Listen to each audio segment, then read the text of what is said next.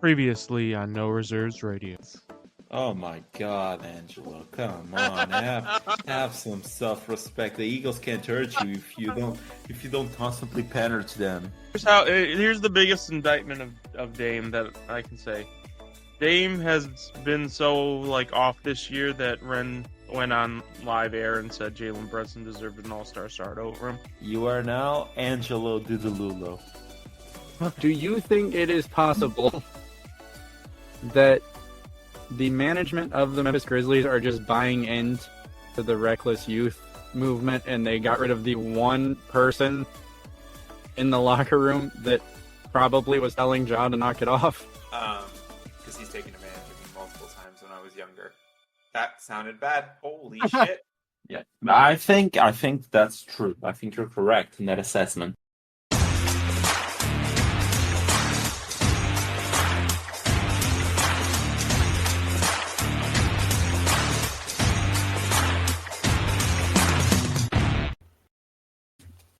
What's going on, guys? Welcome back to No Research Radio. I'm your host, Rehn. With me, as always, Angelo, no Austin today. Also, I know we said we'd be back with our top 10 list this week, but that's not going to happen. We will return next week with that, and we will get into the ones you actually care about, which is shooting guards and then point guards. But as we said in the Rehn and Austin episode last week, we want all three of us here. It kind of wouldn't, it would feel weird to do it with just two of us. So this week we will be doing a basketball episode of sorts. But it's going to be about the video game version of basketball because NBA 2K comes out in 2 weeks at this point. 2.5 weeks. Yeah, 2.5 weeks. And there's a lot of news, and we play the hell out of 2K, so we're going to talk about it a little bit. There is one thing I do want to talk about in terms of, actual basketball.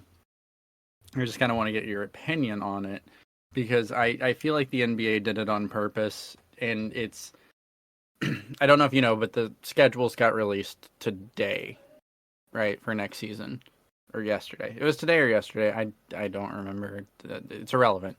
But I was kind of looking through them because, again, I'm a masochist, and I wanted to see the fact that the Pacers, yet again, despite going to the Eastern Conference Finals, are, again, not getting a Christmas Day game, which is just insulting at this point.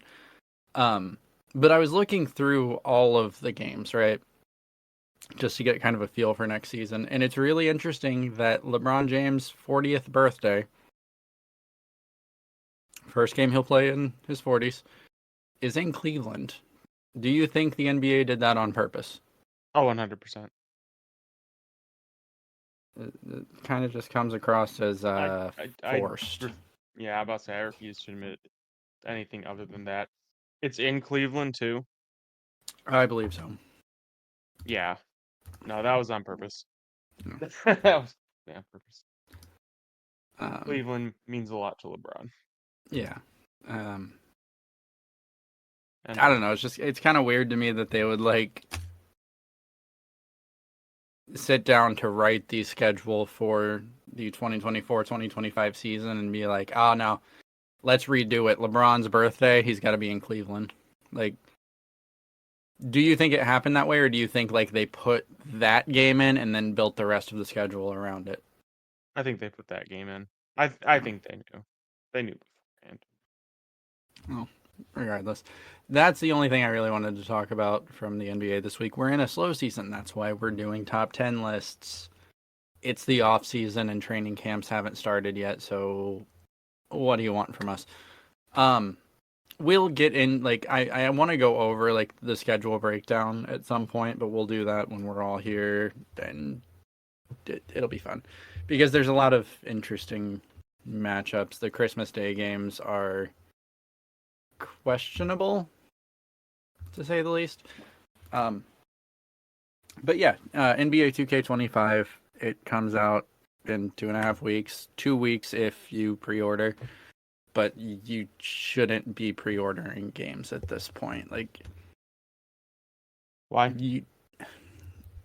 So the problem with pre-orders is back in the old days of sitting out at GameStop at midnight for a game. is when you pre-ordered it, you got something good, right? Mhm. You got a statue or on the cheap end a T-shirt. Like there was something tangible there. Right now, every time you pre-order a game, it's kind of like microtransactions. Like the reason they're getting worse and worse and worse is we keep doing it, right? So like we're guilty of it too. Like we'll buy VC to make our players better, right? I'm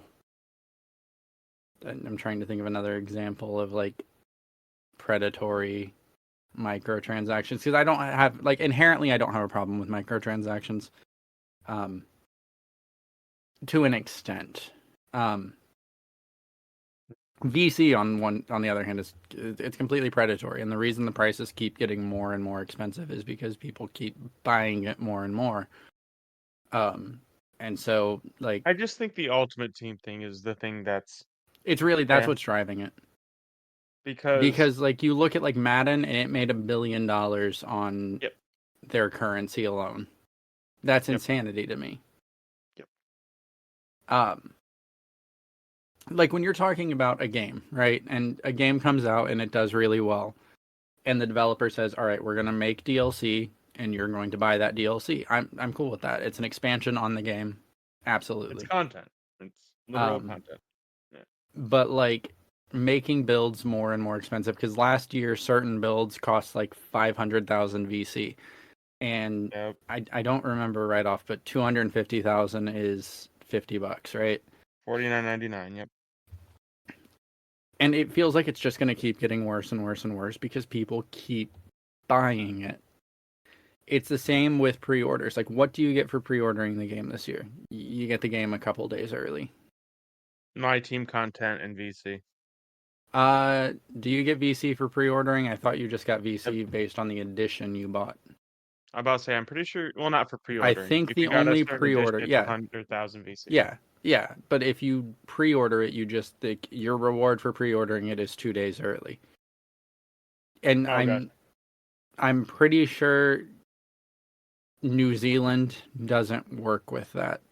New So Zealand realistically, worked with Madden this year, so that I'm curious to see if at some point it they've just got to fix depends. that. At It some just point they've got to depends fix that. because certain developers do a universal drop where at 12 o'clock, whatever, we're in Eastern. Let's say it happens at midnight Eastern. That's a universal drop. Midnight Eastern is when the game drops for everyone. Whereas I guess man did this year. There's regional drops where it's just midnight at your current location. It drops. Which is a terrible system for Yeah. multiple reasons. 1 second.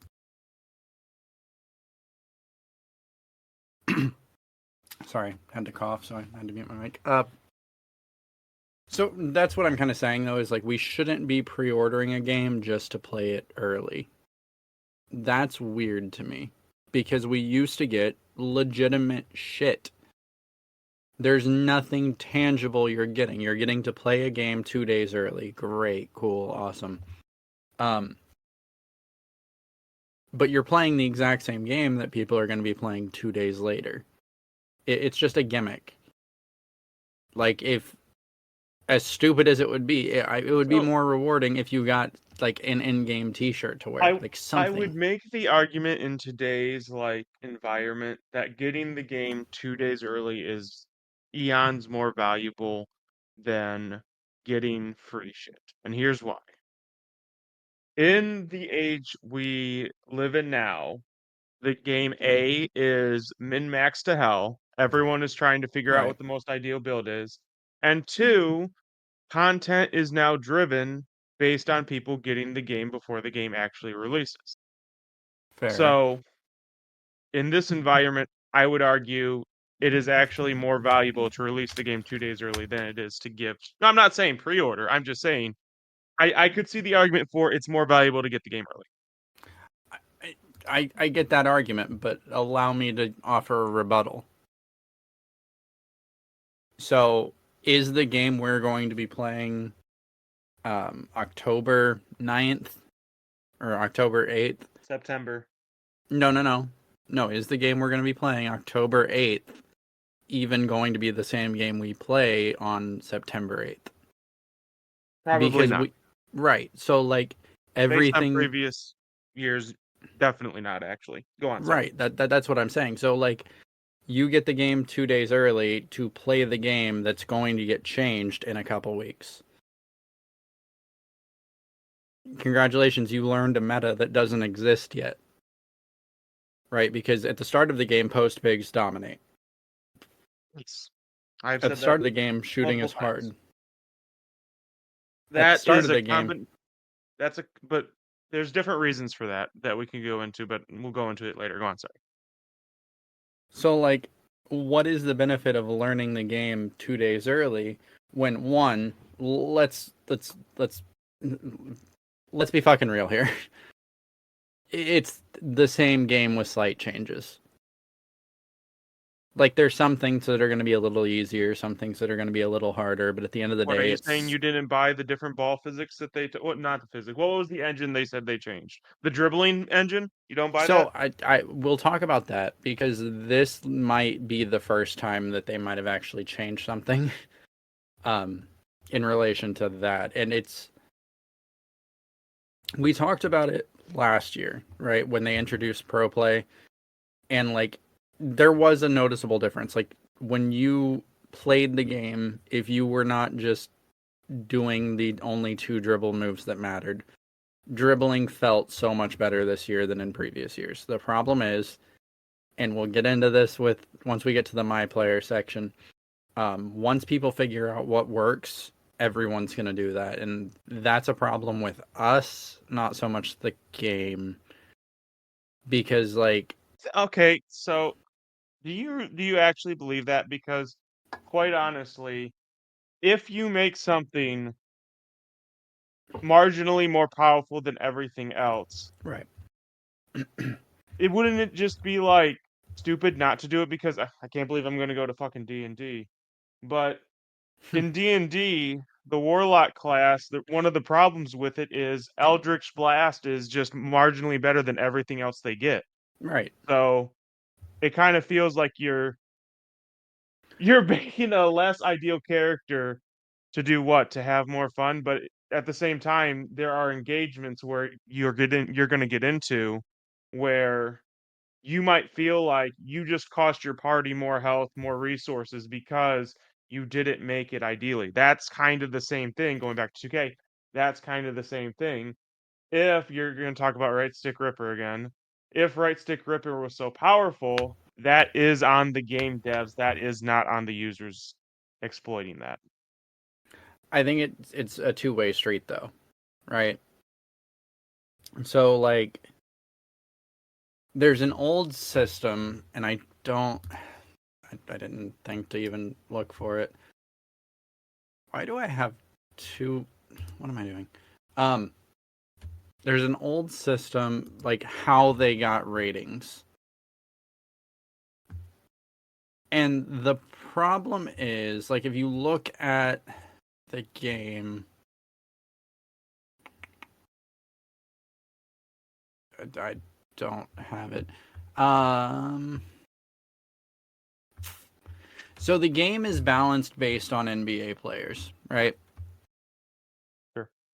And like Drew Holiday, is Drew Holiday a good defender? Yes or no? Yeah. Drew Holiday's a good defender. Yeah, absolutely. Angelo, what is the steal on your current lockdown build? 95. Would you say like most locks you see have high steal like that, like absurdly high? Yes. Do you know what Drew Holiday's steal rating is? 82. 41. 41. So the game is balanced. It's the problem that like people exist. So people break games. That's what we do. Because like we're looking for the easiest path to win, not the most fun path to win. And we talked about this when we're playing MLB The Show. Like I like a game to be close. It does not feel fun. Like it's fun in the instant second you hit a perfect, but you hit 3 in an inning and you go up 5-0. It's not as fun anymore. because like it's not a close game. There's less stakes. You can start trolling and messing around and not caring as much.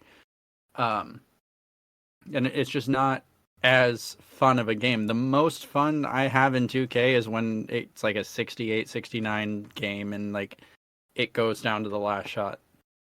Like that is fun to me. People don't want that though. People want the easiest path. They don't want to actually play defense. They just want to have a high steal so they can just swat the ball. I don't know about that one. No, people I don't want to don't- play defense. They want to play offense, Angelo. That's there's like out of every 100 people, there's probably one person that's like, I want to play defense, like defense. Like I want to contest shots and make them miss and play defense. I don't Everyone think else the is just going for a stat. There's no tangible stat for shot contest. There's no tangible disagree stat with for you. making your opponent miss a shot, which is intrinsically more valuable than one steal out of 10 possessions. I disagree with you on this fact because of the way that You're a little the- you're a little quiet. Oh, sorry. Because of the way the contest system works on 2K, I think that it's not as reliable. So I think even if you enjoy getting contest, going for the steal is still going to make more sense simply because it's a very terrible feeling to feel like you're in position and open. Right. And that's a problem with the contest, but let's like if we break it down, right? So let's say you go for a steal 5 times. Okay?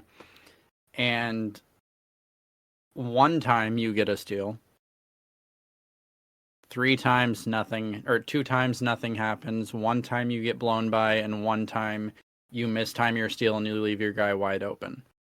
Is the net return of that one steal more valuable than not being in position on, let's say, 5 points now?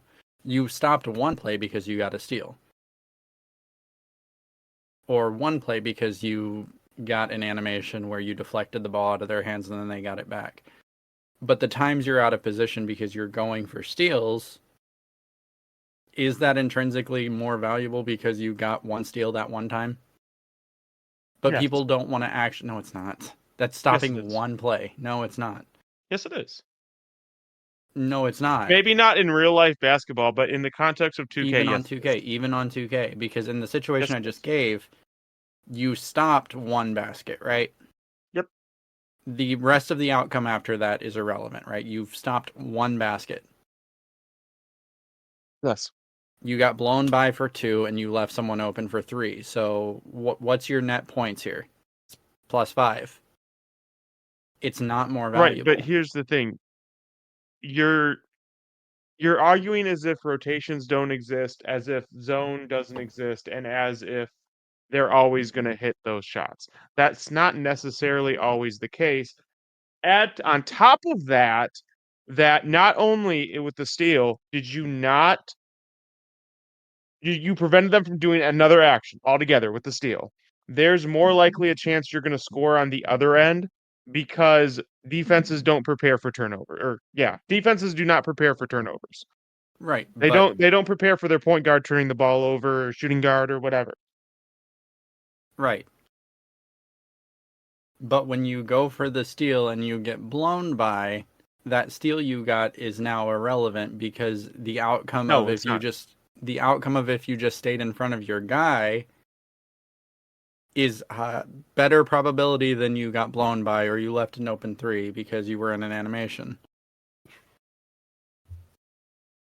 There's no world where it's not. There is no world where it is more valuable to be out of position than in position. There is no amount of, well, I got to steal that one time that you can use to justify being out of position because of trying to go for a steal.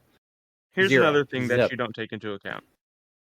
The animations are very hit and miss on steals. So there are multiple times where you can go for a steal and you're not even out of position, or you can go for the steal and the momentum carries you into the defender. Going for a steal doesn't always lead to they got a wide open shot. You got blown. That's not always the case. No, I'm not saying it is. I'm saying that those But instances. you're doing the scenario as if that is always the case, and it's not. That's the thing. No, And the I steal gets you points on the other end. no. The most common outcome in my scenario was you go for the steal and get back into position. That was the most common outcome. That happened 2 times. You can extrapolate that to larger numbers if you want it to make more sense, but the greatest percentage of the outcome was you went for the steal, you didn't get the steal, and you were still there. My question is the extremes on both sides. Is that one steal, is that making up for the 5 points you're giving up because you missed Yes. time to steal? It's not.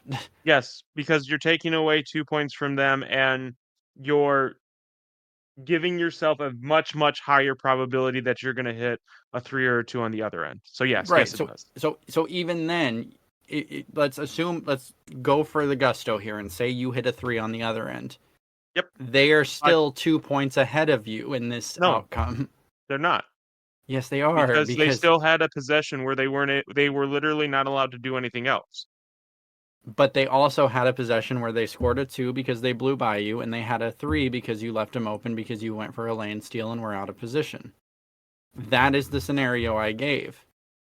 And I'm asking, even if the best possible outcome is you get a transition 3, that is the best possible outcome.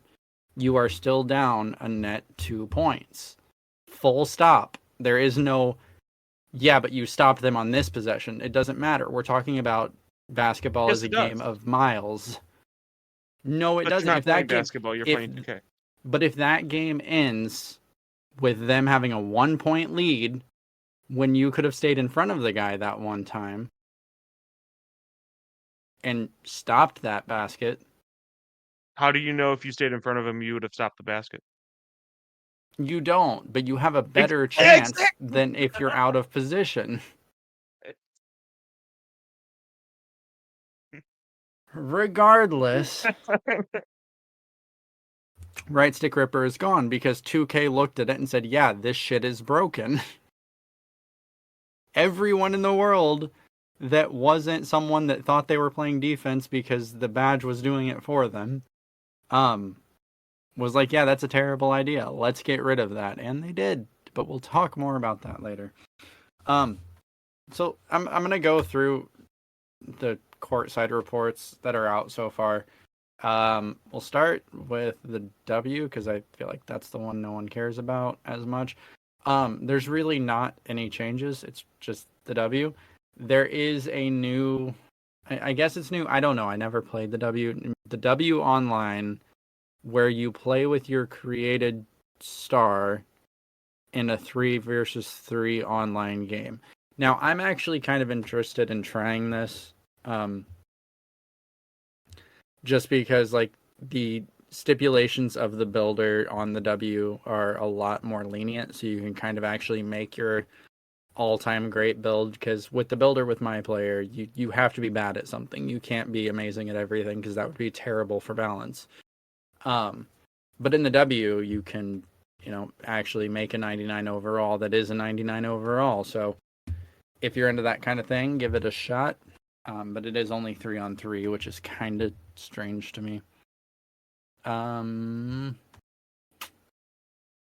Yeah, there's nothing else in the W.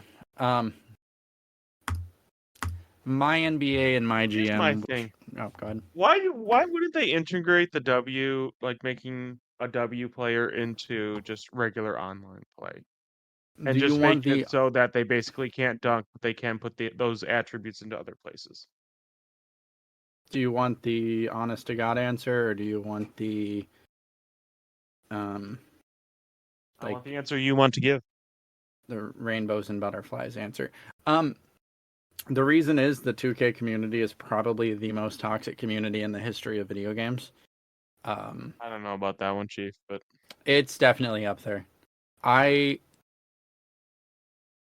played competitive Halo, I played competitive Call of Duty, and yeah, post-game lobbies were a thing, but like the amount of shit talk messages you get in 2K compared to any other game you've ever played, it's insane.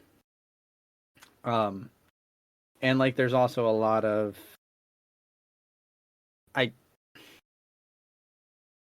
So, like, can you imagine being a male, okay, and going into a 2K lobby with a female my player, and you're talking in the game, so they know you're a dude. Do you realize what kind of homophobic insanity would be filled in your inbox? Or if you even dared in the hyper masculine world that is 2K to say that a female, because we don't call them women, we call them females, would be able to beat a man, any man, in an athletic game of basketball. Like, it just wouldn't happen. Like, should it happen? Yeah, because every other sports game has done it. Like, you can go in NHL, you can make a female my player. Friend, NBA Live FIFA. did it. 2K fans are not like, if 2K fans, Like, I don't know. NBA Live made a better basketball game than 2K, but 2K has brand recognition. Let's be real here. They used I don't know if I can actual say that. physics. I think they made a more fun game than 2K made for sure. I don't know if I can say They made a better far game. more realistic basketball simulation than 2K did. Hmm. There were actual physics, but they'll never, or it'll be a while before they do something like that. I think it will happen. I don't think you would necessarily have to have the same stipulation. Like, the no dunking thing, like, that doesn't matter. It's a video game. Like, your W player can dunk. Like, you I was can just be saying for realism. I wasn't saying for like. but like, the realism be damned, because you can make a 5'7" That's demigod. fair. That's more than fair. Yeah, you're right. You're right. So yeah, there's no real stipulation there, because You're right. it's a common misconception. There are WNBA players that can and do dunk. Like, that Yeah, it's not. This isn't early WNBA anymore. Like, there are people that can dunk. They're not super flashy dunks by any stretch of the imagination, but we'll get there. We're still in the early stages relatively, because when did the WNBA start? Wasn't it like 2005? Euro season 97. Wow, that's older than I thought. Yeah. But still, compared to the rest of professional basketball, it's still relatively new. And it'll probably have the same progression where we will start to see more and more athletic players over time. There's not necessarily any reason there wouldn't be.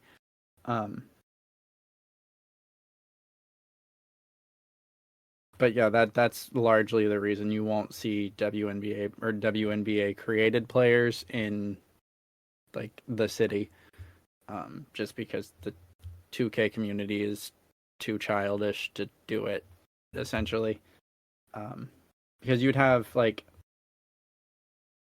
this weird kind of dichotomy where you would have one side that was, like, making their dream woman as their player, and then you would have people making monstrosities of women.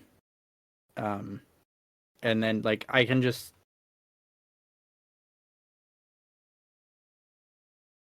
see a group of people online deliberately making WNBA players that look like men, and they would have, like, a transphobic gamer tag. Like, you can just imagine that, and that's the way it would be. Now, I'm not saying other sports games are better, because, like, you see shit like that on, like, FIFA or FC. Obviously, we, like, MLB, you don't play with your player online, so, like, we don't know how that goes, or at least I don't. NHL, you don't really see it, but in NHL, you really don't create a player so much. You just pick one of the prefabbed faces and go from there. But yeah, that's the W. My NBA and my GM, which is the redheaded stepchild of the modes, really shockingly did not really get many changes. Especially my NBA, my GM kind of got some changes where you can actually, like, create a GM instead of just, like, using your my player model, and like there's no like there's level up perks, but like you don't create the player or the GM. Now there actually is one. And then they've made a like basically like a city you walk around, but it's specifically tailored to my GM mode, so you're walking around as like, a rich dude that pays other rich dudes to do shit. And then they added another era to my NBA eras, which is the Steph era, which starts in 2016. So it starts with that was the Kevin Durant year. Yeah. Besides that, they didn't really do much to it, shockingly. We still don't have, at least in the notes for my NBA, my GM, that they've in any way, shape, or form fixed or corrected the online version of this where you can play with your friends, because like when you look at other sports games that have online franchises, the way that NBA 2K does it is so piss poor, especially compared to a game like Madden where you have like total control. Now, how is, because I haven't played it because I'm not the biggest football fan, how does like college football do? Is it basically just like Madden on steroids? Yeah, in a sense. So college football is different because so imagine a pool of randomly generated players. Mm-hmm. They all have different interests and different wants. And if your school's grades line up with their interest, you can recruit them. And then you just keep going through that cycle. There's no salary cap in college. There's no like paying players. Granted, there's NIL money now, so that's kind of unrealistic, but it's literally just you make a team or you get a school. There is no cap, there is no free agents, there is no trades. You have to recruit to improve, and that's it. You just go through that cycle. But it feels like you can actually play an online league and not want Yeah. to. Oh, Okay. for sure. Because like in my NBA, like how many times have we played and then the league just breaks after one season because extensions don't work, or Yeah. like suddenly the computer teams are only playing 5 players 48 minutes a game because they've screwed up, or like the logic of teams. And like, not to say other games are better, because I've seen in Madden where you have Patrick Mahomes as your starting, or the computer has He's a Patrick free Mahomes as a agent. starting Yeah. No, they have Patrick Mahomes as a starting QB, and then they'll have like Lamar Jackson as a backup QB, and it's like there's so much money tied up there that the rest of the team is ass. But in 2K, it's sometimes worse, because I've seen teams. I played a franchise where, because I do a lot of like my GM, like when I'm bored. Mhm. There was a team that had Joel Embiid, Nicholas Claxton, Brooke Lopez. They had 5 like decent. They had decent centers. They had good centers and then decent centers, and then the rest of the team was awful. Like the logic that they give to the AI in this game, it's terrible. And they haven't shown any inclination that they actually want to improve that. So I'm guessing this will be yet another year of no improvements for the My League players. Sorry, I feel like I'm losing my voice and it's like annoying me. But the mode that everyone cares about, the most played mode. Do you think the most played mode is my player, or do you think it's my team? Most played, Yeah. my player. I think the most profitable is my team. Most profitable is definitely my team, but like I feel like those two have to kind of go hand in hand. Because here's my logic: to play a game in my player online, basically, you need 3 to 5 players. We're on one team, so that's 6 to 10 players. Okay. On my team, it's just 2 people. Unless you're So doing like you can do like 3-on-3 and 5-on-5. I guess that's true. That's true. Yeah. Um. Well, regardless, for us, the most important mode is my player because we don't play my team. Like I do a little bit, and I know Austin does a little bit. It's a fun mode as long as you don't like. Do not I spend play money no on it. ultimate team. I play no ultimate team modes except Diamond Dynasty from time to time, and that, honestly, I even stopped playing that. So this last year, I played no ultimate team in anything. I enjoy the concept of card capture games. I I just do too. don't think they're executed well anymore No. because now they're cash grabs. Yep. But okay, so Even my player baseball builder. now. You said baseball. Oh, you get so many packs.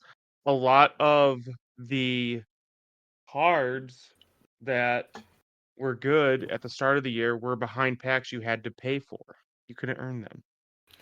Right, and like now you can't even use them because we're in a different season, and like that's Yep. how that works now. Yep. It's tragic, really, because it's not like it's a fun concept, like collect cards, but like you force cards that are meta, and then like nobody uses the other cards, and you're just playing the same goddamn teams. Yep. Yep. Like it would be so much better if like those live series cards, like the first cards that come out, like those are your cards, and like the way the show does it is really good. Like the parallel system, you use this player a lot, you use this player well, they improve. That should be it. And now some players, like if you have like I'm trying to think of like a bad baseball player. You. Literal player.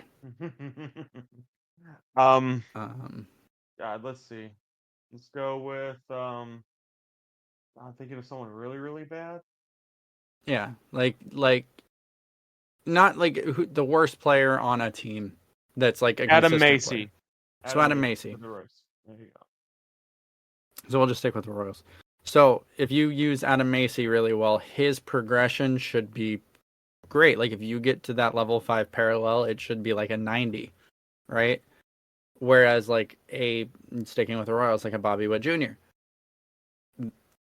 that top tier is going to be like a 99, sure, but the other levels aren't going to be that huge of improvements. Basically what I'm saying is like if you have a bad player, you can make them good, but you can't make a great player overpowered.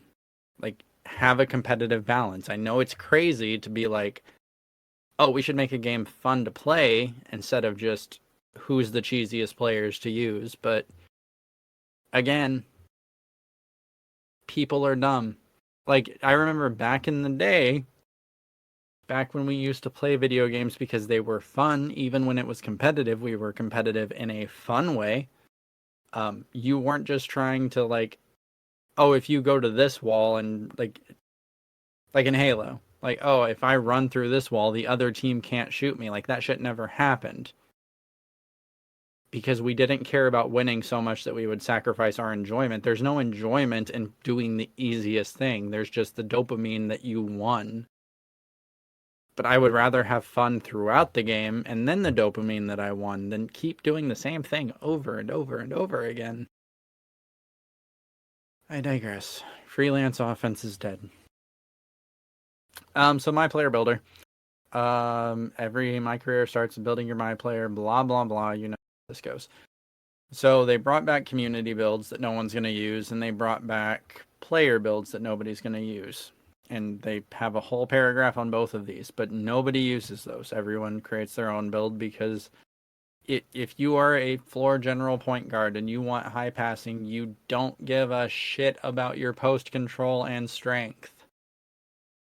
But all of the community builds and all of the creative player, like the pros, they have useless attributes. Like you're not Do you going think to. they sell with those? What do you mean? Do you think they put out bad builds on purpose? Like the community? Like the people who submit the community builds? I don't know. Like I know the community, like the content creators were pissed that last year you were able to view people's animations and shit because like they were not using the builds they were recommending because they are pieces of shit. Like the 2K content creators are god awful. Like there's this whole argument that I saw the other day on the 2K Reddit where like some random person made a graphic. Mhm. Hold on, let me. Yeah, fun facts about badges. And it's the fact that Break Starter, Pick Dodger, Dimer, and Brick Wall are the only badges that have been in the game since 2K15. So every other badge has come and gone, right?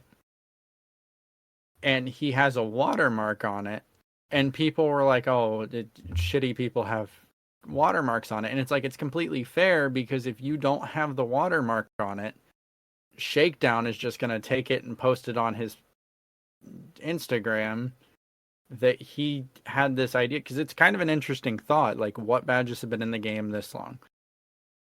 But like, if he doesn't have this watermark, someone's just going to take this exact watermark or this exact picture and post it on their Instagram or their YouTube and act like they are some NBA 2K historian. And it's ridiculous. But I digress. Do I think that they're posting terrible builds?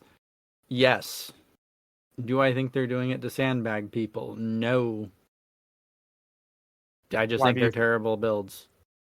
So then why are they posting the terrible builds? I would guess because 2K doesn't let them post like meta builds. That would be my guess. Because it's the same reason that like Uncle Demi or whoever is going to post like six. Like the most frustrating part of the 2K cycle is when they start posting build videos and you see people say things like 6-way interior finisher. Do you Yeah. not know Oh what my god. 2-way fucking means, you goddamn motherfucking moron? Like, it's ridiculous. But they're just posting videos, and my guess is whatever build they put was just their most recent build they posted on their YouTube channel. Because I'm going to be real with you, like, I don't think any of the 2K YouTuber builds are good in any way, shape, or form, and they know that. They So just... here's the thing. I think some of them, I think a vast majority of them are trash. But I do believe some of them are made with the YouTuber's particular skill set in mind. So, Yeah, and those so, are okay builds but the for that problem playstyle. is the general community doesn't have the same mental, I was going to say mental ability, but like the same mindset, the same skills, and the same Playstyle. creativity or play style to use that build in that way. There is a build for you specifically as a person, and you Right. need to find that build. You don't need The Joe so knows telling you what that build is. so the issue is VC costs. So we're pretty fortunate. We're able to invest in builds if we need to, right? Me and you, The yeah. average player isn't going, like, they might buy VC one time through the cycle, but most of them are going to earn VC. They don't have the time or VC available to try different builds. But here's the thing. That's a little bit disingenuous for this reason and this reason only. So all the most of the I'm just builds saying, that I blame 2K. Like, it is 2K's fault that I agree. people are, like, they go to one archetype. That's what I'm saying. I agree. But here's the thing. Most of the builds you see out there have some kind of dribbling or are made to be the main ball handler. There is only one of those on a team. Yes. So if you are not the main ball handler, whatever, grinding DF, what Joe knows, what shakedown, what anyone posts is not relevant to you, friend. The problem is everyone thinks that that's them, though. Like, that's why there's such an overabundance of point guards in 2K, is because everyone thinks that they should have the ball and that they should be the point guard, and that's how you get the ball. But, like, throughout the year, like, I'm always our point guard, right? How often am I actually, like, the leading scorer? Very rarely. Because Yes. I play the role of the point guard. Like, that is my job. But So everyone thinks that they want to be a I disagree scorer. with that mindset, but go on. You disagree with what? Like the I point guard disagree with the mindset? mindset that that the point guard is always the guy who's facilitating and never the main No, scorer. that's not what I'm saying. That's not what I'm saying. That's not what I'm saying at all. I'm saying that the point guard is the initiator of the offense, one way or the other, whether that's playmaking or scoring. I don't think that's necessarily a hot take. I'm just saying, like, if you're going to make a point guard, maybe you're not a scorer. Maybe you are a facilitator. Maybe you are a slasher. You can be a slasher at a point guard. The problem is everyone is making the same build. That's the point I'm making. Okay. People aren't making builds to their strengths. If you don't have the creativity to dribble, you shouldn't make a point guard. If you want to be a scorer, be a catch and shoot player. You will get a lot more use out of it. The point So I'm making is play to your strengths. Because I think if you're saying the point guard should be the facilitator or the point guard should be a scorer, you're missing the forest for the trees. The point guard should be to the point guard skill set. The shooting guard should be to the shooting guard skill set. If you're a good slasher, play a slashing 2. If you're a good scorer or shooter, play a shooting 2. If you want to be a 3 and D player, be a 3 and D player. Play to your skill set, not some stigma of what each position should do. You can be an inside center, you can be a stretch center. Play how you play. Don't play how people tell you to play. yeah, I generally agree with that. Yeah, I think you heard me say, like, I don't lead the offense that, like, as scoring, like, and you think I'm saying the point guard should just be the playmaker. No, the point guard should be the initiator of offense. But that doesn't always mean passing. That doesn't always mean scoring. That sometimes it's just controlling the ball so the guy with right stick ripper doesn't turn the ball over in the court. But no, I don't think that 2K YouTubers are trying to sandbag people, but I do think that people should experiment with their own builds. I think they don't willingly think it, but I think they are doing it inadvertently. I don't know. Because, like, when you look at, like, like the builds Joe Knows post, it's like 0 defense, and, like, that doesn't benefit anyone because he has a squad of 5 that he runs with. Yep. And he's the only offensive player on that team, and he's very Yep. good at that. But that build is not going to work in random rec. That Nope. build is not going to work in disorganized 5s. You have to be playing with a squad that knows how to hide your terrible defense. Next. Attribute refresh. So in 2K25, they're getting rid of stamina and acceleration. I have a few theories on why they did that, but go on. So we'll talk about stamina first. Stamina is now earned through Gatorade Gem workouts. Each Maya player starts with an 85 stamina rating. Doing a workout adds 2 stamina points, regardless of your workout result. So you get a 1-star or a 5-star, you get +2 stamina. And you can do 4 workouts a week now instead of 5. Once your My Player reaches 99 stamina rating, it's permanent. As an added bonus, if you get 3 stars on all 4 weekly workouts, you receive a temporary turbo meter boost and unlock a body type for your player. Once you have done all 12 unique workouts, so this is once you've done 4 weeks, because you can do 4 a week, 4, 8, 12. That's how numbers work. You unlock Workout Warrior as a badge, which gives you 99 stamina, a permanent turbo meter boost, so that's not hidden behind rep this year, and all of your unlocked body types across all new and existing saves. Oh, thank Jesus. So no more chasing body types, because it's not for aesthetic purposes, but the It's body annoying, types dude. provided different hit boxes. It was so annoying. yeah, It's so I did 6 builds this year. I know. So how do you what are your thoughts about them removing stamina as a buildable attribute? So I think that it's going to. I think they did that to nerf dribbling at the start. I'm not gonna lie. That's interesting. I hadn't thought about that, but that's probably fair. Because if you had 99 stamina and Hall of Fame, what is it? Handles for handles for days isn't even a badge anymore, is it? Um, I don't know. I'm not that far down. But either Uh, way, if you had both of those off rip, you could basically have a seizure on your stick and it wouldn't matter. And I think no, handles for days is still there. it is still there. What is it tied to then, if not stamina? It's Because probably it was well. ball We handle and don't know how stamina. we don't know If how I'm not that works mistaken. yet. Okay. Because to be fair, most of these could be tied to one attribute now. Hmm. But yeah, that's my logic. I think it was there to make the starting dribblers harder. But Maybe to in slow down that first patch time. exactly. Um, so acceleration in 2K24 determined your dribble, launching, and off-ball movement.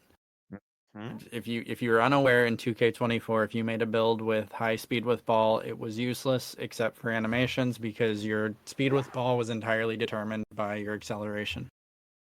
In 2K25, dribble launching is now determined solely by speed with ball, while defensive lateral movement, which was tied to perimeter defense, not anything else, off-ball launches and off-ball cuts are determined by a new attribute called agility. How do you feel about that? I have conflicting feelings about that as well because what I think may become the meta is having a high agility, but not a high perimeter defense. Because if you can stay in front of your guy, that will dis- disincentivize him to want to shoot the ball. So having the high perimeter defense might not necessarily be needed in that moment, especially if you're defending one on one. That's fair because like people can't like, and that's something that they need to change. Like you should be able to see your opponent's build in the loading screen entirely, not just their 4 highest attributes. Because yes, someone's not going to be as comfortable taking a shot against someone in their face. But if perennial truth teller Mike Wang is to be believed, contests is actually fixed this year. Quote unquote fixed. I feel like he said that last year as well, and the Quote year unquote before, fixed. and the year before, and the year before. Mike Wang is a paragon of truth telling. I don't know why you're doubting him. Then yeah, staying in front of your guy would be more valuable for the mental aspect of the game. I promise you, like, if we ever do another one of these, we're gonna come back in 4 months and we're gonna go be when I said there's gonna be builds that have high agility but not high perimeter defense, and there's just gonna be a flood of videos that we're gonna be able to reference, and then I'm just gonna stand there smiling because yeah, that's how content creators work, dude. I was right that one time. That one Everyone remember time. it? That one Um, time. takeovers. So takeovers were broken in 2K24. Let's be real. There were only 5, right? 5, 4. They were broken in a fun way though. They were broken in a fun way. NBA 2K25. I'm just gonna read off of the courtside report because why not? Yep. 2K25 introduces brand new takeover system with 72 takeovers and 14 takeover abilities. Each takeover targets different attributes and has 5 levels ranging from 1 to when you're just heating up to 5 when you're red hot. So the momentum system, basically we have like a graph showing that now. Finally. As you excel on the court, your takeover meter fills up, gradually boosting the targeted attributes as you rise up to 5 levels. This happens automatically, so you don't need to manually activate takeover. But if you make a mistake and produce bad plays, your takeover meter will drop. At level 5, you trigger takeover ability that, when used effectively, can make you the most dominant player on the court for short periods of time. So Initially, you will only have access to levels 1 through 3. You will unlock levels 4 and 5 each by activating its previous level in 30 different games. Takeover levels do unlock, or takeover level unlocks do carry over between saves. So again, when you're doing that initial my career grinding, you're gonna get this. Each takeover has attribute requirements, and you'll be able to see which takeovers you have potential to unlock within the My Player builder, as well as how each one's associated boosts will impact your attributes. You can change your takeover at any point between games, selecting from any that you meet the requirements for. Okay, go ahead. So that's how it works. In game modes that have regular NBA players, whether you're doing a versus or player controller, whatever, Yeah, you automatically activate the takeover. You don't have to manually activate it. yeah, that's Or like yeah, so I know. it makes sense. And that fits better anyway, instead of people saving their takeover. Now, I'm interested in a couple things. One, what the 14 takeover skills are, because like being able to manually say, okay, I want my takeover as I'm heating up, as you're swinging the momentum system, I want it to impact these 3 stats, right? I love that. But I'm Honestly, interested to see what the 14 takeover abilities are. Because we've only seen one, which is barbecue chicken, which is deep post bag. that's one of the 14. Yep. I'm Yeah, so curious to that's one of see. the 14. I do see a world where me and Riley both just take shooting takes and just go ham. But there could be different shooting takes that are more Mhm. beneficial for you, and one that's more beneficial for Riley. So let's be real. If there's limitless, we're both taking it.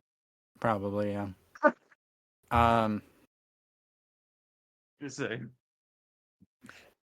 I will Just say, like, I like the sound of the changes to the takeover system. Now, I am curious how Mamba Mentality, if that's back, is so. going to work.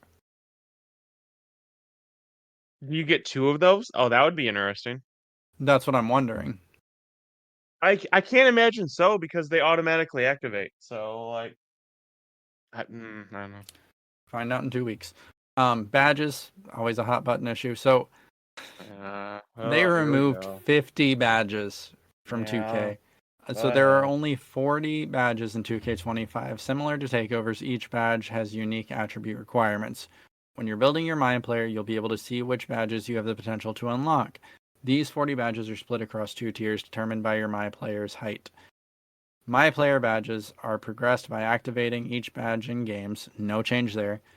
This means badges you use the most will be earned more quickly, matching your playstyle on the court. This progression can only increase and does not drop even if you don't use a badge for a game. Talk about that for a Tier second. Can I just hold Okay. you? Can I Yeah, just yeah, stop you yeah, there? yeah, yeah, yeah, go for it. What I have always maintained that the people who cared about badge regression were weebs. Oh, Like, 100%. I think the only I don't think any of my badges have dropped besides like the ones I really like. I rarely shoot a spin layup. So like I had shot paying creator drop. Woohoo! Like yeah. what? But like you get them back so quickly. Like if you start playing that way, you get them back. Like people just want the badges to have them. Mm-hmm. But it's like I don't have break starter above bronze because I don't use break starter. If I get the rebound, I'm pushing the pace myself. Like that's how I play. So I don't need that badge because I don't utilize it. So I didn't have a problem with regression, but it's gone, so whatever. Um Go on with Tier the. so tier 1 badges are the most powerful badges available to you, but are more difficult to progress compared to tier 2 badges. You can also work on your badges in the team practice facility, same as always. Now it's interesting the badges they've gotten rid of, because we went from having like 15 shooting badges to 5. They fucking nuked all my favorites. Most They're just important gone. ones They took them back gone. to the farm and just shot them. Go on. So a Sorry. lot of the badges they condensed because like catch and shoot and claymore got condensed to set shot specialist. Sounds like my badge, my go-to badge. Obviously, they didn't get rid of Deadeye or Limitless Range, but Deadeye, they tied in Blinders and Guard Up. Like, most of the badges are still here. They're just combined into, like, Talk about the one. big one. Let's talk about the elephant in the room. Let's go. There's potentially 3 elephants in the room, but I'm guessing you're No, talking about shooting. Mini Marksman. There we go. The worst badge ever. Was the worst badge ever. We will Badge see. ever. I'm telling you. This We will see. my theory is the reason that there's only 5 shooting badges now is because they realized they couldn't stop it. They can't stop it. So they decided that we want as little badges as possible that could stack on top of mini marksman to make that oppressive. But then why wouldn't they just not put Mini Marksman in the game? Like, they didn't have to do that. That's a good question. Why did they put it in? I don't know. Likely, I think it was a bad idea to start with. It's probably to incentivize, like, build diversity. Small guards, yeah. Because, like, if contest actually matters and size actually matters, then Here's the thing. Then why do you have a build that can ignore it? Can ignore both of those? we don't know if it does ignore it. We don't know how the badge works yet. Like, I know what you're doing. I get it. But we don't actually know what the linear progression of these badge levels do just yet. Like, 2K Toots not released a test on Mini Marksman just quite yet because the game's not out.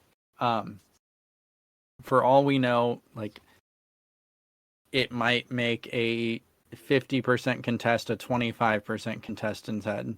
That's still a contest. Like, is it bullshit? Yeah, sure. But, like, we don't know how overpowered or if it's overpowered yet. We don't know. We do not know how these badges actually function in-game just yet. That's all I'm saying. I get that in 2K21, the badge was broken because it was Mismatch Expert. But 2K21 was just kind of busted by itself. The badge was irrelevant to that. Let's be real. It's probably the worst 2K in the history of 2K. Mismatch Expert be damned. The badge was broken, sure, but the whole fucking game was. Let's wait until the tests come out so we know what we're dealing with. Because as far as we know, it could just be a marginal increase on your ability to make a shot when you're being contested by someone bigger. We already have badges like that, and let me tell you, Giant Slayer doesn't really feel that much of a Giant Slayer. Like, it does fire, and, like, you can tell, but it's not an oppressive badge. The problem was people that make centers, So a lot of the time, so wait a minute, time out. they don't put perimeter defense on. That is a consistent problem. And then in 2K21, we saw a badge that elevated your ability to shoot over bigger defenders.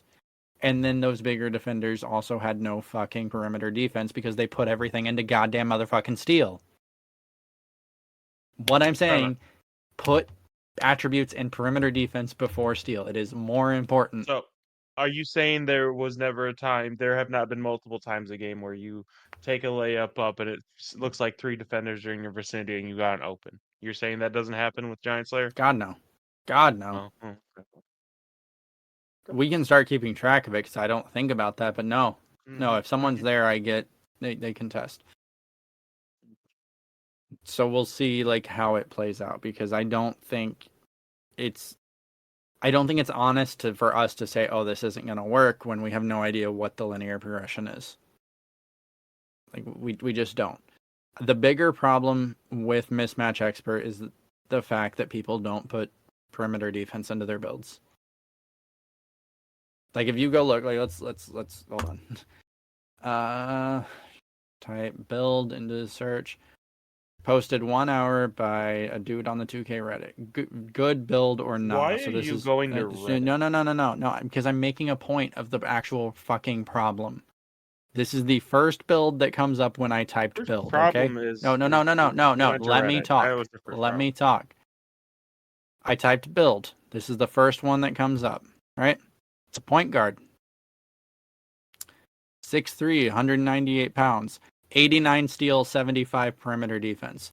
People don't put attributes into defense. That is the problem. The problem is people are fucking dumb.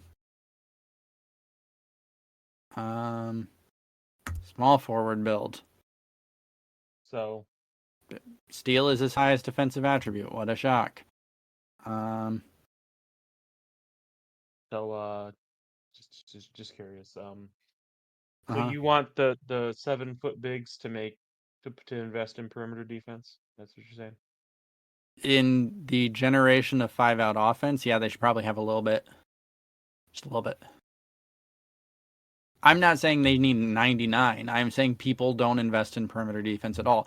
How many people are like Adam where they think I'm a center, the paint is mine, I don't have perimeter defense? A lot more than you would think. Tell me I'm wrong. Right now. Tell me I'm wrong. Go on. Tell me I'm wrong. See, here's the thing. Random rec is a thing, so I can't tell you're wrong. I think in more organized play, like in program, yes, you're Oh, yes. 100% wrong. Yeah, You're 6'8 is the 100% meta. wrong. Yeah.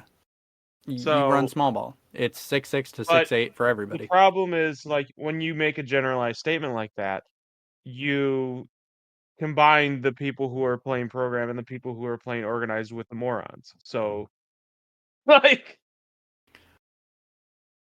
Right, but it wasn't that much of a problem in actual competitive pro-am. Like, I'm not talking about, like, oh, I don't know I'm about talking, mismatch like, expert. I don't know about that one. it's like the 2K League. So, like, this year, if you go actually watch 2K League, watch how many people dribble the ball. It looks like they're playing 1920s basketball because right stick ripper is so goddamn broken. Nobody dribbles. They pass the ball and just run around and they do off ball cuts and pass and off ball and pass and off ball and pass. There's no dribbling in high level. Yeah. Other There's than the none. point guard, but yes. No, not even the point guard. Go I've watch seen a few. 2K I've League. seen a few. I've seen a few. They There dribble are to the half court. there are some really good dribblers in the 2K League. But go on, sorry. But the problem is people didn't we didn't adapt to mismatch expert. We just made our initial build and then blamed mismatch expert. And I'm not saying mismatch expert wasn't broken. I'm saying it's not the whole story because the problem was it played off of pick and switch and then getting a shot off on a big that had no perimeter defense. So as long as the We'll badge see. is, yeah, we'll see. Besides that, what was so right stick ripper's gone, needle threader, special delivery, and one touch. The 3 passing badges were tied into versatile defender or versatile visionary.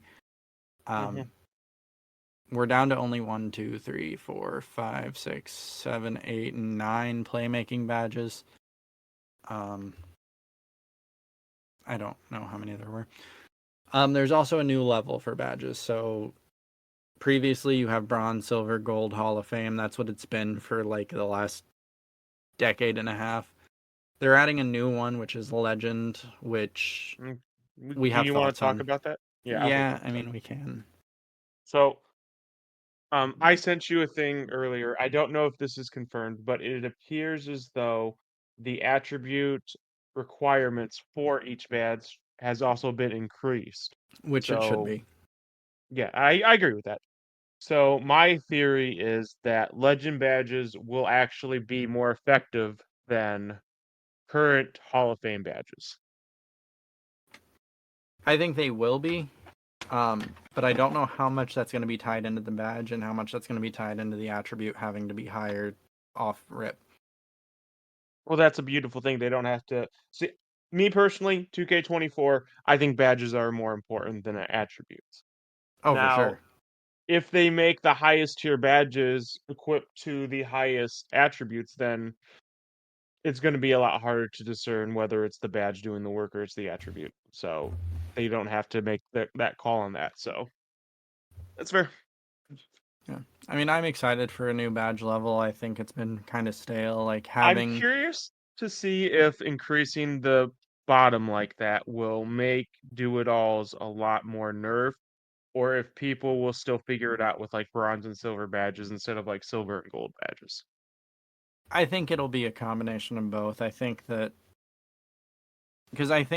if you go for absolute, like based on that information and the build that we've seen, or the builds that we've seen so far, you can still get gold in a lot of things as long as you don't go for Hall of Fame or less. That said, if you are really good at one thing, Because I'm not gonna you lie, need to I go looked all at in on that and I know I'm gonna be sitting in a corner anyway on defense, so I low-key have tinkered with the idea of just making a high 3 and having legend shooting badges and seeing how right. that That's feels. what like I've kind of talked about, because like the other thing is the cap breakers, which are later on. But throughout the year, like as you level up your rep, which is going to be kind of annoying, but now you can earn that in my career, so like you don't have to like Rely on people. play. Yeah. Um, is cap breakers allow you basically 15 additional attribute points. So like the thought that I'm having is, if you're good at something, like if you yourself are good at one thing, it kind of makes sense to go all in on that one thing for the legend badges, and then use your cap breakers to regress the average up. And by that I mean, like me, like I'm a passer. I like playmaking. I like getting assists. So like So it feels more beneficial to go all in on that legend dimer badge, and then raise my shooting later in the year through cap breakers. potentially, yes. What about doing something like, so last year the progression from like 91 to 99 was really expensive, Right. as opposed to 0 to 91. What if, because the cap is cap baker is +5, you can't do anything but +5 in attribute. Right. So what if you put an attribute at 94 with the intention of using your first cap breaker for that? Well, your first cap breaker is only +2. They're in Okay. increments of 2, Oh, okay. I think.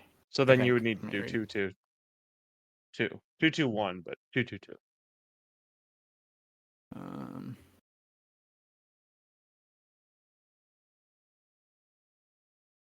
Interesting. well, no, it doesn't actually tell you how much. Each attribute can be increased a maximum of +5 above its cap. You can use a cap breaker on an attribute up to its potential ranking. You must progress an attribute to its max potential rating before applying a cap breaker. So, like, if you make your build and it has an 87/3, you have to get to 87 before you put a cap breaker on it, which makes sense. It's a cap breaker, not a cap ceilinger. But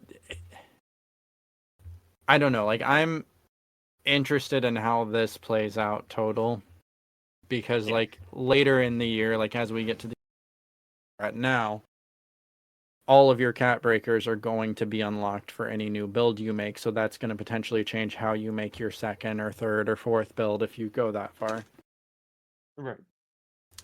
Exactly. The rest is all story, and like who cares?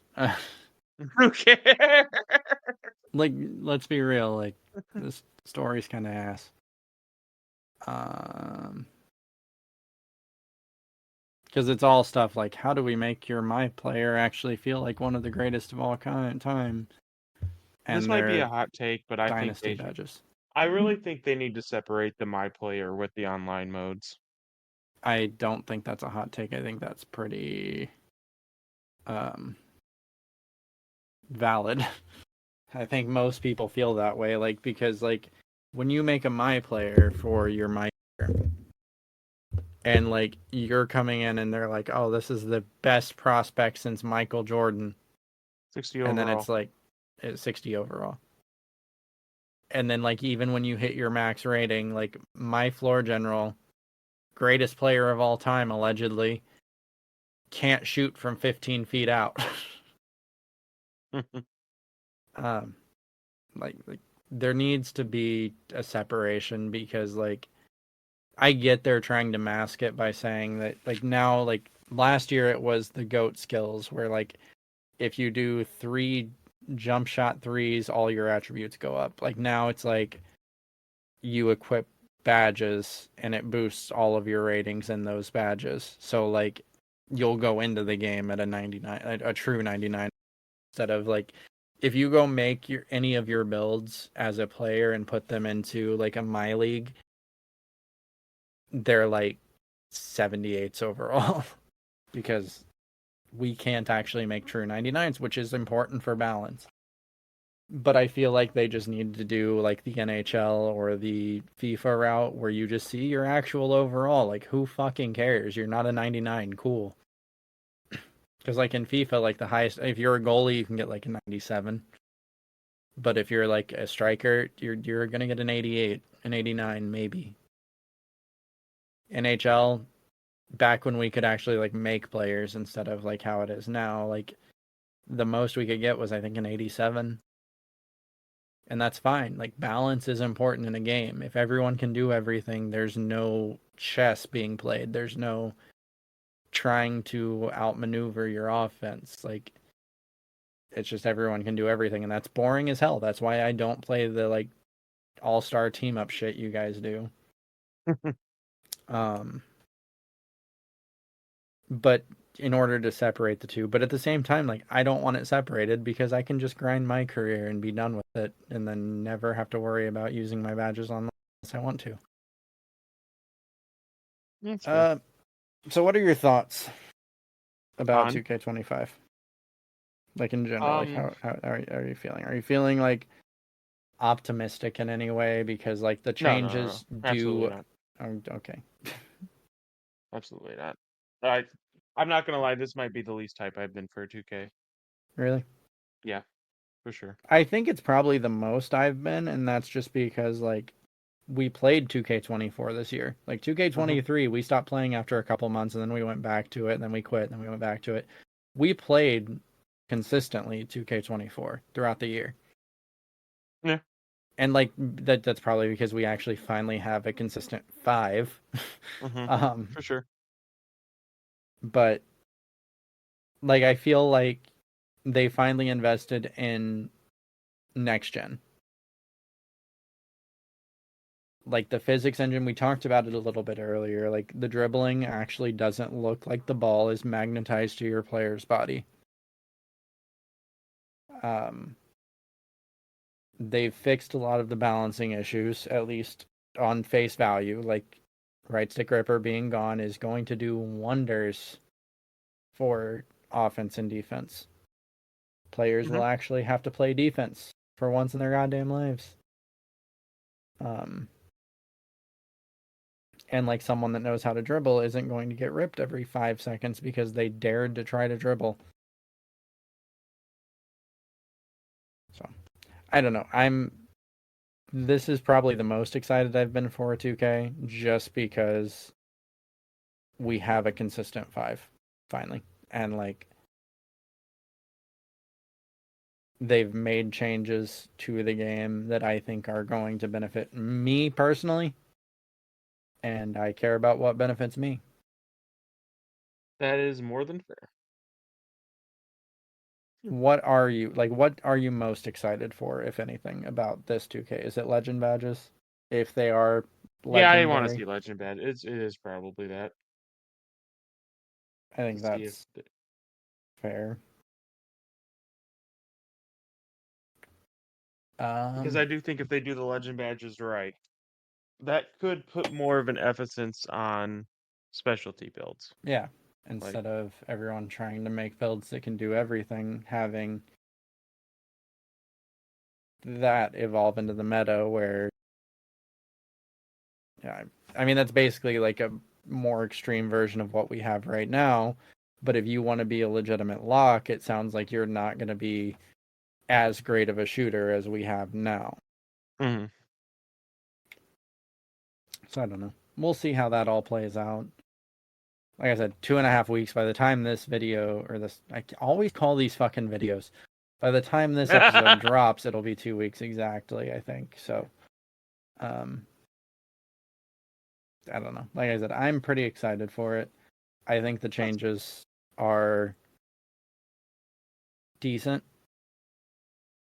I'm like Ronnie and Mike Wang can tweet whatever the hell they want. I'm I think the scaling of the court sizes alone is going to ruin most people's enjoyment of this game because they cannot just hide in a zone. I think that's wrong. How?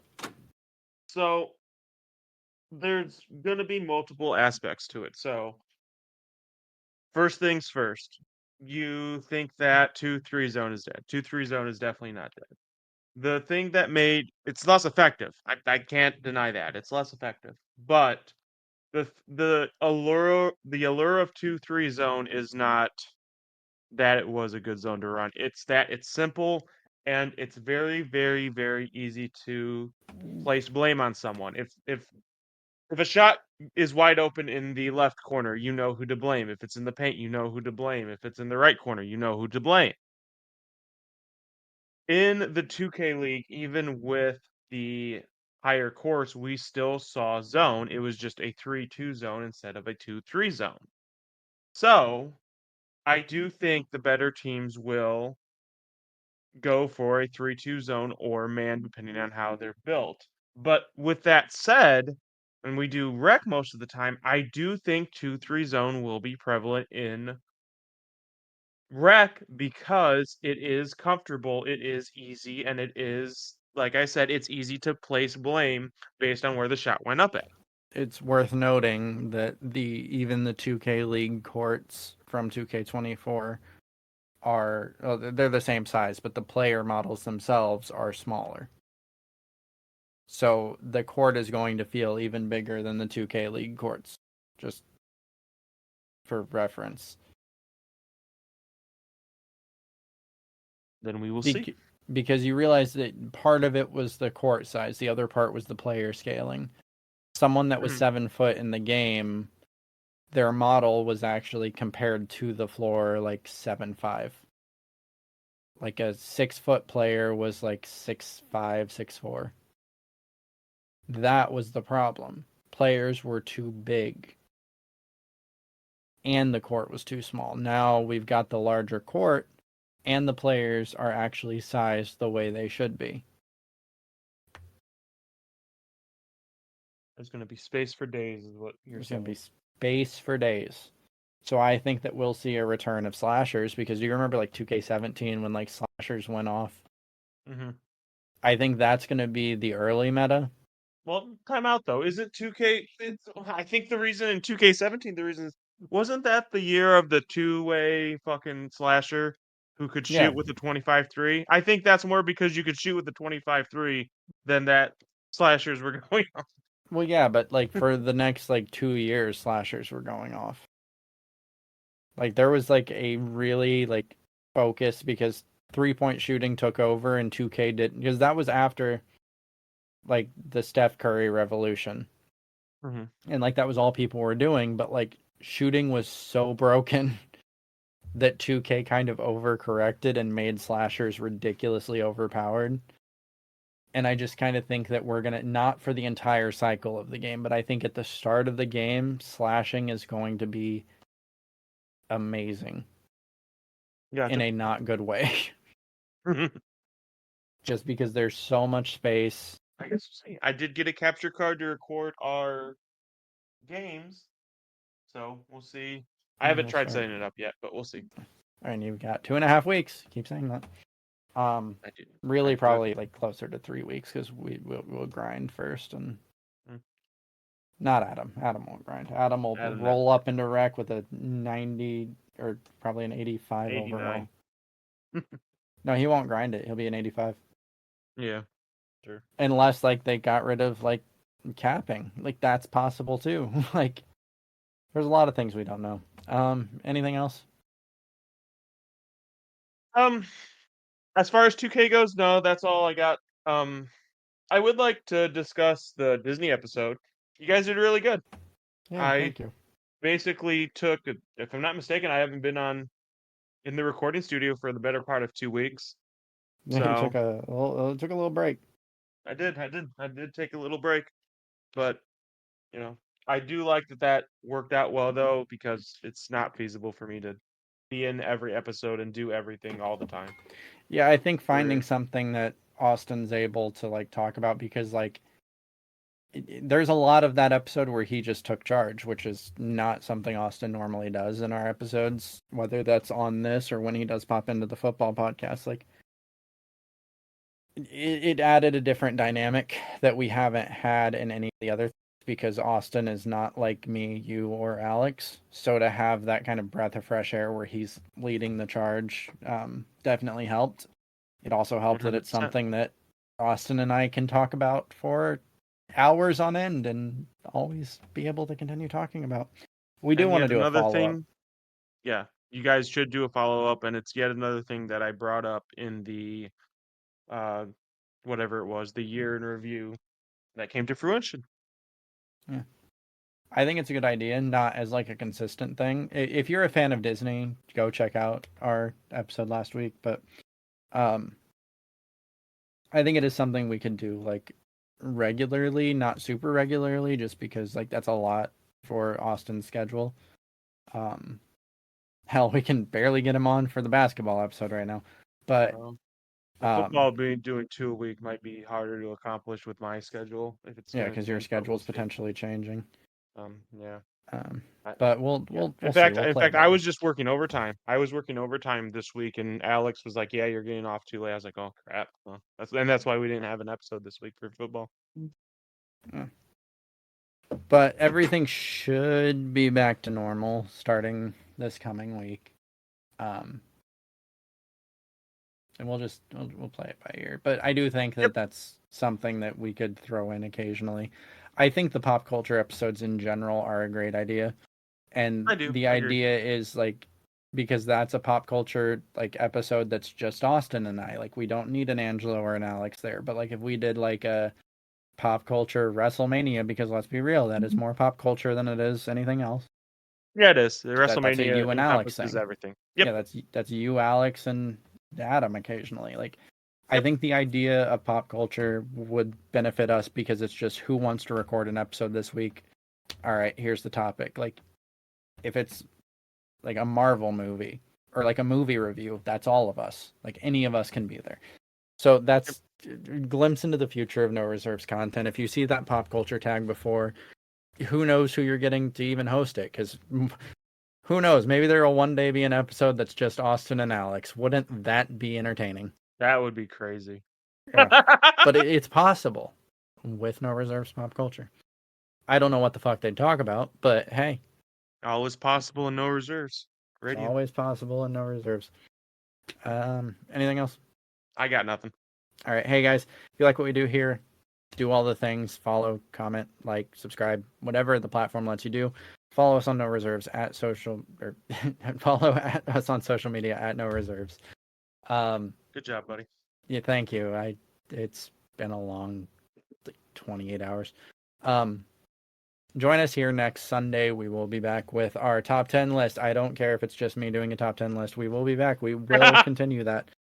And then Alex and Angelo, are you guys out today? Is there an episode for Thursday? There's not. There's not going to be an episode on Thursday. Preseason started. No episode. Love it. It's fine. They will join you next Thursday for sure. guaRehntee. guaRehntee. guaRehntee, huh? guaRehntee. I'm gonna start using that. So yeah. Hey, thanks for following us, guys. Love you. Bye. Bye.